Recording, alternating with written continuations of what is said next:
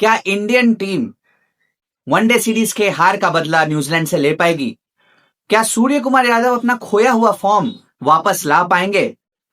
क्या श्रेयस अय्यर तिलक वर्मा के अगुवाई में अच्छा खेल के अपना पोजीशन सुनिश्चित कर पाएंगे T20 इंटरनेशनल टीम में?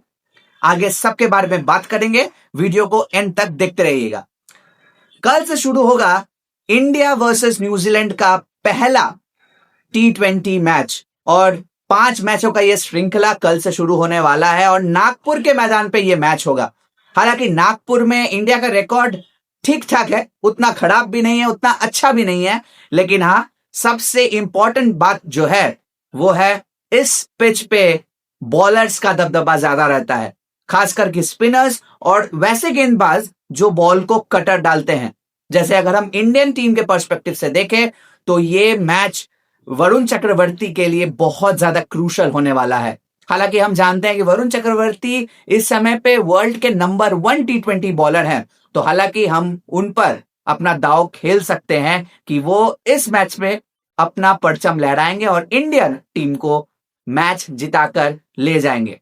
हालांकि इस पिच का जो औसत स्कोर है वो 130 से 140 के बीच में रहता है, लेकिन हाँ, वी नो दैट कि इंडियन टीम में जो फायर पावर है वो इस रन को औसत जो है वो 130 140 ना होके वो 180 to 190 ले जा सकती है ये इंडियन क्रिकेट टीम। सबसे इंपॉर्टेंट बात वनडे सीरीज के हार के बाद ये T20 इंटरनेशनल सीरीज एक लास्ट टेस्ट होगा T20 वर्ल्ड कप से पहले। हमें पता है कि 8 फरवरी से T20 वर्ल्ड कप का पहला मैच खेला जाएगा और 4 फरवरी को इंडिया खेलेगी साउथ अफ्रीका के साथ अपना पहला वार्म अप मैच इन T20 international world cup, T20 world cup. और हमें यह भी पता है कि वनडे सीरीज के हार के बाद सारे प्लेयर्स, सारे फैंस का जो मनोबल है वो टूट चुका है। हाँ, कई लोग कह रहे हैं कि गंभीर की गलती थी, कई लोग कह रहे हैं कि बैटिंग ऑर्डर कोलैप्स हुआ इसलिए उनकी गलती थी, कई लोग कह रहे हैं कि कैप्टनसी में गड़बड़ी हुई। लेकिन ऑल टुगेदर जब कोई टीम जीतती है तो वो सब मिलके जिताती है वो टीम, और अगर हारती है तो सब मिलके वो टीम हारती है। लेकिन हाँ, ये सीरीज अगर इंडिया अच्छी तरीके से जीतती है तो ये बहुत अच्छा प्रिपरेशन होगा before the T20 world cup. सबसे पहले मैं बात करूंगा सूर्य कुमार यादव के फॉर्म के बारे में। सूर्य कुमार यादव का फॉर्म कुछ अच्छे खासे मैच से बहुत ही खराब चल रहा है। स्टार्ट बने ये चल रहा है वॉज अराउंड एशिया कप से वो फॉर्म डाउन चल रहा है कभी। लेकिन हाँ, हम ये भी जानते हैं कि सूर्य कुमार यादव एक ऐसे प्लेयर हैं, अगर वो एक मैच चल जाते हैं तो that will be a great boost for Indian cricket team and for Suryakumar Yadav. क्योंकि हम जानते हैं सूर्य कुमार यादव को एक मैच लगेगा उनका फॉर्म वापस लाने के लिए। लेकिन वो मैच कब होगा? ये 5 मैचों की श्रृंखला, इसी में से यही उनका मेन टेस्ट है।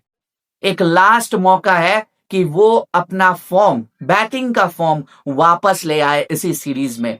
क्योंकि इसके बाद सीधा हम फाइनल एग्जाम में बैठेंगे, that is T20 world cup.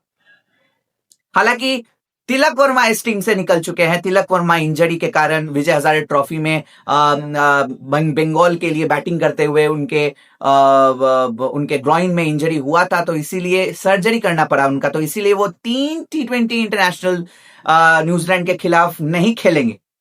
हालांकि उनके जगह पे रिप्लेसमेंट के हिसाब से श्रेयस अय्यर को लाया गया है, लेकिन क्या श्रेयस अय्यर तिलक वर्मा के फॉर्म के साथ बैठते हैं?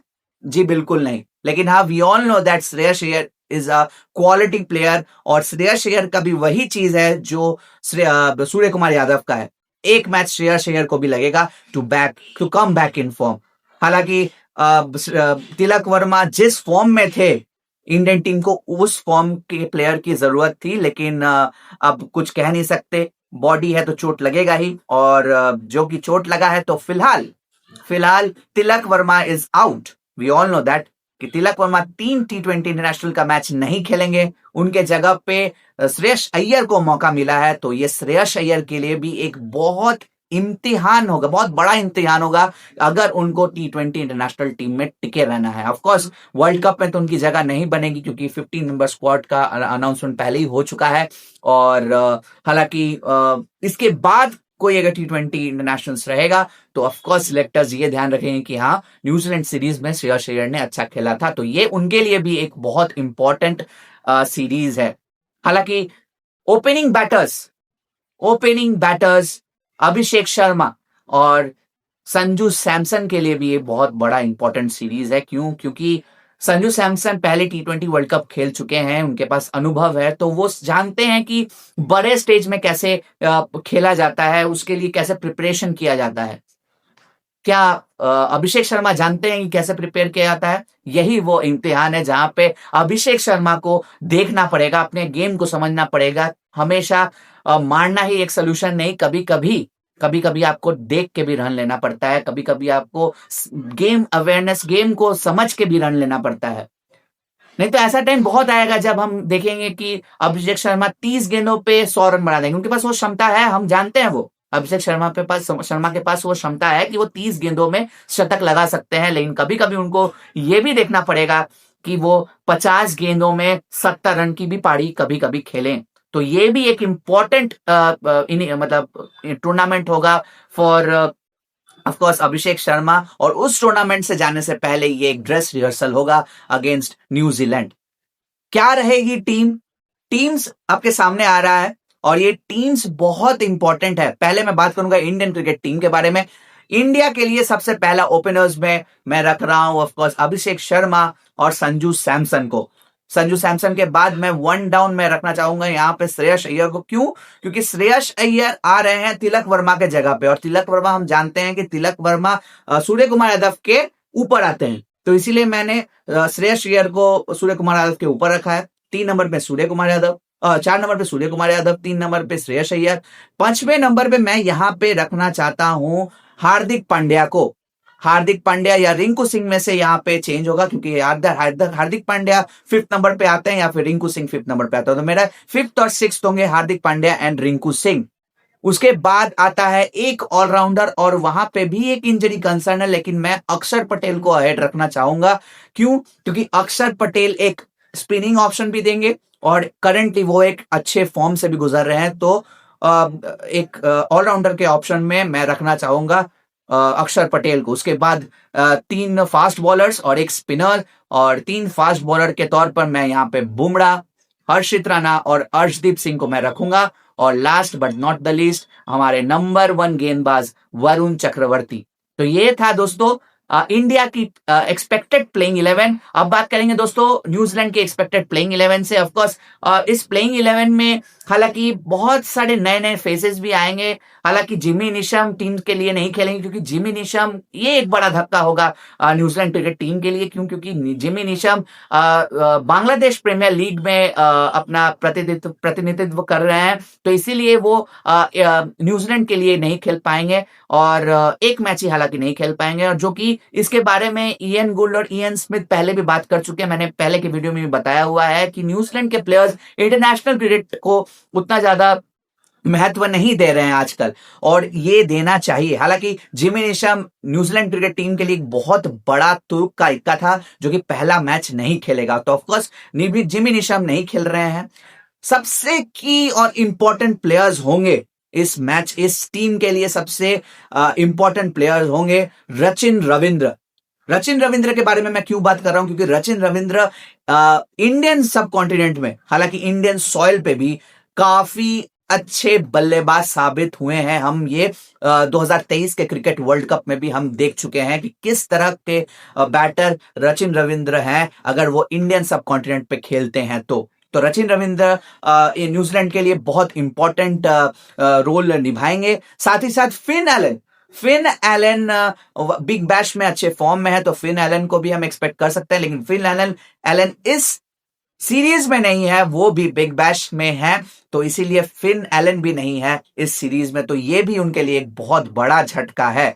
और साथ ही साथ मिचेल सैंटनर की कप्तानी। वो अच्छे कप्तान है, वो अच्छे बॉलर हैं, वो अच्छा बैटिंग भी करने लगे हैं। हालांकि अभी हमने लास्ट आईपीएल में मुंबई इंडियंस के लिए भी हमने कुछ कुछ पारियां सैंटनर को खेलते हुए देखा, जो कि अद्भुत अद्भुत था। जैसे पिछले मैच में हर्षित राणा ने खेला, वैसे ही कुछ तरह के प्लेयर मिचेल सैंटनर भी हैं। तो सैंटनर न्यूजीलैंड के लिए भी एक इंपॉर्टेंट प्लेयर साबित होते दिख रहे हैं। साथ ही साथ ईश सोधी भी उनके लिए बहुत कारगर होंगे through out this series and also for the T20 world cup. तो ये था दोस्तों दोनों टीम का प्लेइंग 11 और कौन सा की प्लेयर साबित हो सकता है। और ऑफ कोर्स हमें पता है कि ये नागपुर में मैच खेला जाएगा। मैं प्रेडिक्शन के हिसाब से मैं इंडिया को थोड़ा सा हेड रखूंगा अदर देन न्यूजीलैंड। मैं 60-40 रेशियो में मैं चांस दूंगा इंडिया का। क्यों? क्योंकि इंडिया की जो स्पिन बॉलिंग डिपार्टमेंट है वो ज्यादा बेहतर नजर आ रही है इन रिस्पेक्ट टू न्यूजीलैंड। और ऑफ कोर्स बैटर का मैं अगर देखूं तो इंडियन टीम थोड़ी सी अहेड बैटिंग डिपार्टमेंट पे भी लग रही है। क्यों? क्योंकि करंटली इंडियन टीम का जो रिकॉर्ड है इन T20 इंटरनेशनल्स वो बहुत अच्छा है। 85% का विन रिकॉर्ड है after 2024 world cup. T20 world cup के बाद से 85 मतलब हाईएस्ट परसेंटेज ऑफ विनिंग का रिकॉर्ड इंडिया की T20 टीम रखी हुई है। तो ये भी देखने वाली बात होगी कि इंडियन टीम कैसा खेलती है, क्या ये रिकॉर्ड बना पाती है। हालांकि ये पिछले साल का रिकॉर्ड है, 2025 का रिकॉर्ड है और नए साल में सब कुछ नए सिरे से शुरू होता है। तो ये सीरीज भी एक नया सीरीज है और नया सीरीज एक नए टूर्नामेंट मतलब कंप्लीटली डिफेंडिंग चैंपियंस होके भले ही इंडिया जा रही है T20 वर्ल्ड कप खेलने के लिए, लेकिन ये कंप्लीटली नया टूर्नामेंट भी होगा। क्यों? क्योंकि सारे टीम 0 पॉइंट्स टेबल से शुरू करेंगे, सारे लोग 0 से ही शुरू करेंगे और कोई लास्ट तक हीरो बन के वो चमचमाती T20 वर्ल्ड कप की ट्रॉफी उठा के ले जाएगी। तो आपको क्या लगता है दोस्तों कि कल का जो T20 इंटरनेशनल मैच है against New Zealand, India versus New Zealand का पहला T20 इंटरनेशनल मैच कौन जीतेगा? ऑफ कोर्स कमेंट सेक्शन में जरूर बताइएगा। और कौन होगा इस सीरीज का नंबर 1 बैटर, कौन होगा इस सीरीज का number 1 bowler, obviously comment section में जरूर बताइएगा। अपने वैल्यूएबल ओपिनियन जरूर इस कमेंट सेक्शन में दीजिएगा। अगर आपको ये वीडियो पसंद आया तो ऑफ कोर्स लाइक कर दीजिएगा, शेयर कर दीजिएगा और नीचे सब्सक्राइब का बटन दिया सब्सक्राइब कर दीजिएगा। क्यों? क्योंकि ऐसा एनालिस्ट का वीडियो आपके पास आता रहेगा।